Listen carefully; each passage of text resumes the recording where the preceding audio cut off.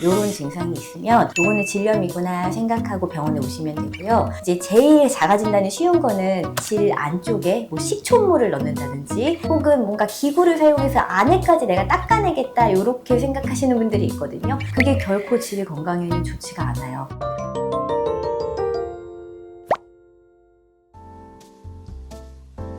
원장님, 여자들이 늘 약간 분비물이 있잖아요. 근데 이것 때문에 병원을 가야 되는지 말아야 되는지 되게 헷갈릴 때가 많아요. 그래서 이게 진짜 질염 때문에 병원을 가야 되는지 아니면 그냥 분비물이 많은 건지 좀 헷갈려요. 질염인지 아닌지를 구분할 때 제일 중요한 게 분비물의 양보다는 양상이거든요. 분비물의 색깔이 어떤지, 냄새가 나는지, 혹은 뭐 가려움이나 따가움 같은 증상이 동반되는지 그런 게 더 중요한데 흔히 제일 많이 헷갈려 하시는 게 배란성 분비물이에요. 보통 생리주기 가진 여자분들은 생리 끝나고 나서 한 일주일 후쯤이 배란기인데 그 전후에 원래 분비물이 많아요. 근데 그럴 때 나오는 정상적인 배란성 분비물은 색깔이 없는 투명하고 좀 젤리 같은 냄새도 없는 그런 분비물이 보통 많이 나오게 되거든요. 흔히 산부인과 오실 때 제일 이제 많이들 말씀하시는 게 아침에 막 출근할 때 왈칵 분비물이 너무 많이 나와서 옷이 다 젖을 정도였어요. 질염인 것 같아요. 이렇게 오시는 분들이 많은데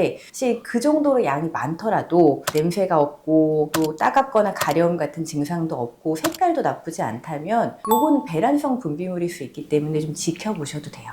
원장님, 그러면 병원 가기 전에 질염인지 집에서 자가 진단해 볼 수 있는 방법이 있을까요? 제일 쉬운 거는 색깔인데요. 그냥 투명한 색깔이 아니라 우리 보통 파이 안에 있는 커스터드 크림이라고 하잖아요. 레몬색 분비물이다 혹은 연두색이나 초록색 분비물 같은 게 있다 이러면 요거는 좀 이상한 거고, 그 다음에는 냄새, 오징어 냄새 혹은 생선 비린내 같은 냄새가 난다. 요것도 질염 증상이고, 그 다음에 가렵거나 따갑다 혹은 밑에가 붓기도 하거든요. 그러면 이물감이 느껴진다고 표현하시는 분들도 있어요. 이런 증상이 있으면 요거는 질염이구나 생각하고 병원에 오시면 되고요. 이제 제일 작아진다는 쉬운 거는 흔히 곰팡이 질염이라고 얘기를 하는 건데, 요거는 이제 지우개가루처럼 덩어리진 분비물이 많이 나오고 혹은 치즈 찌꺼기라고도 표현하거든요. 그렇게 작은 덩어리진 게 이렇게 많이 나온다 그러면 요거는 곰팡이성 질염일 가능성이 많고, 그 다음에 악취가 동반된다 요거는 세균성 질염일 가능성이 많은데, 질염을 일으키는 세균의 종류가 굉장히 다양해요. 그래서 사실 정확한 거는 산부인과 내원하셔서 어떤 세균 때문에 생긴 질염인지 제대로 진단하시고 그거에 맞게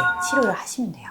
원장님, 그래서 여자분들이 어쨌든 이런 분비물이 나오는 게 찝찝하잖아요. 네. 그래서 그냥 팬티 라이너를 착용하고 다니시는 분들도 꽤 많은 걸로 알고 있어요. 왜냐면 이렇게 하면 밖에 나갔을 때 좀 그래도 덜 찝찝하니까. 이렇게 하는 게 괜찮은 거예요? 당연히 안 괜찮고요. 물론 라이너를 짧게 며칠 이렇게 하는 거는 큰 문제는 안 되는데 습관적으로 거의 365일 라이너를 계속 사용하시는 분들이 있거든요. 라이너를 썼을 때 일단 문제가 되는 거는 통풍이 안 되는 거. 통풍이 안 되면 질내가 습해지게 되고 그러면 당연히 곰팡이나 세균이 좋아할 수밖에 없는 환경이 되거든요. 그리고 두 번째는 라이너 자체가 피부에 자극이 될 수도 있어요. 그것 때문에 발진도 생기고 가렵기도 하고 따가워지기도 하고, 그래서 가급적이면 라이너는 정말 딱 필요한 기간 며칠, 배란기 전후라든지 생리 전후라든지 이럴 때만 사용하시는 게 좋습니다. 그럼 원장님, 어쨌든 팬티 라이너를 써야 되는 경우들이 있으니까 좀 어떤 걸 써야지 좋다 하는 추천해 주실 만한 게 있을까요? 팬티 라이너도 그렇고 생리대도 그렇고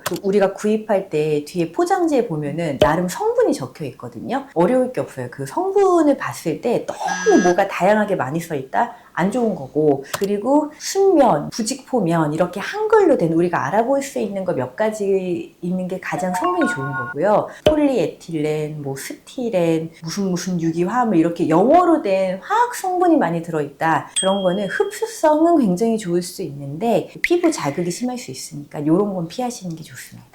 원장님, 근데 여자들은 생활하다 보면 너무 피곤하거나 스트레스 많이 받거나 이럴 때 특히 분비물이 좀 심해지는 것 같은데 그래도 좀 잘 관리할 수 있는 방법이 있을까요? 일단 제일 면역력이 약할 때 질염이 많이 생기거든요. 생리하기 전주가 여자들은 가장 힘들 때예요. 이럴 때는 정말 통풍 잘 되게 해주는 게 중요하고, 사실 다 우리가 아는 잘 먹고 잘 자고 술 덜 마시고 하는 생활 습관 규정이 제일 중요하고요. 그 외에도 평소에 수면 소금 속옷 입으시고, 그리고 그거를 당부하고 싶어요. 샤워하실 때 쓰는 바디워시로 밑에 세정하시거나 혹은 비누 사용하시거나 그런 분들이 있는데, 그런 거는 질내 산도를 깨트릴 수 있기 때문에 그거는 가급적 사용 안 하시는 게 좋고, 차라리 그냥 물로 외음부를 세척한다 생각하시면 되고요. 그리고 요즘은 그런 분들이 많지는 않은데 뒷물 한다고 하면서 질 안쪽에 뭐 식초물을 넣는다든지 혹은 뭔가 기구를 사용해서 안에까지 내가 닦아내겠다 이렇게 생각하시는 분들이 있거든요. 그게 결코 질 건강에는 좋지가 않아요. 그래서 그렇게 뒷물 하시는 거는 안 하시는 게 좋습니다.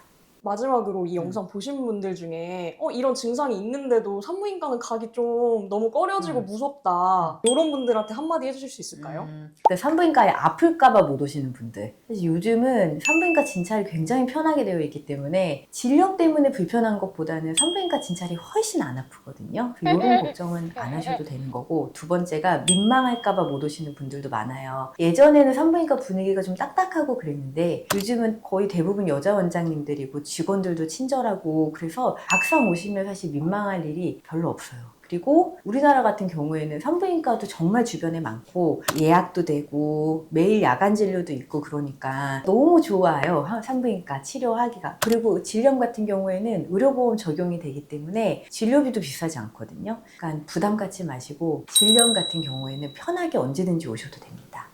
그리고 마지막으로 질염을 치료하러 오시는데 꼭 밑에를 닦고 오시는 분들이 있어요. 그게 예의라고 생각하시는 것 같은데, 그러면 오히려 진단하기가 더 어렵거든요. 그냥 오시는 게 더 좋습니다.